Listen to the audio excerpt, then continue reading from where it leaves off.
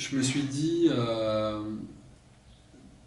comme vous l'avez dit, comme on l'a dit tout à l'heure, il y a plein de films de procès, mais je me suis dit, moi j'ai envie de faire un film qui restitue vraiment l'expérience du procès, tel que ça se passe en cour d'assises quand il n'y a pas de preuves irréfutables. Et il y a beaucoup de procès en cour d'assises où il n'y a pas de preuves irréfutables, donc le principe du doute existe, c'est un film sur le doute.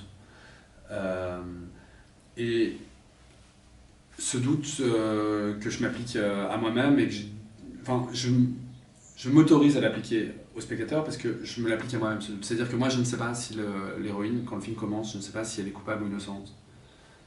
Euh, le personnage dit qu'elle est innocente, mais il n'y a pas de preuve qu'il est innocente pour autant, ni de preuve qu'il l'accable. Donc tout repose sur sa parole. Et Mélissa, qui joue l'accusée, m'avait demandé est-ce que mon personnage est coupable ou innocent. Elle m'a demandé ça en tout début de casting, et je lui avais dit c'est à toi de décider. Et tu me dis pas quelle décision tu as prise. Je veux pas le savoir parce que moi j'ai écrit l'histoire du point de vue des parents, du point de vue de ceux qui l'observent, pas du point de vue de la jeune fille. Donc il y avait vraiment quelque chose dans l'idée du film qui était de respecter ce point de vue. Et dès lors que je respectais ce point de vue, de respecter aussi le déroulement d'un procès d'assises tel que ça se passe dans la vie. Et le déroulement d'un procès d'assises, jusqu'à la fin, il y a une part de doute qui subsiste.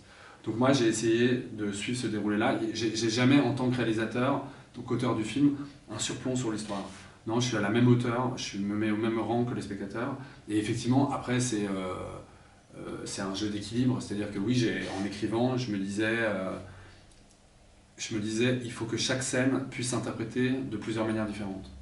Comme dans la vie où souvent les choses ont plusieurs sens. Ça, et cette réalité-là, bah, elle est décuplée en cours d'assises dans un procès. Donc je me disais, bah, voilà, et ça fait partie, là pour le coup, du plaisir des films de procès, c'est qu'on peut jouer avec ça. Moi, en tant que spectateur, j'aime bien être, être amené à changer d'avis, à changer de conviction, à re-questionner l'interprétation que j'avais pu faire d'une scène, etc.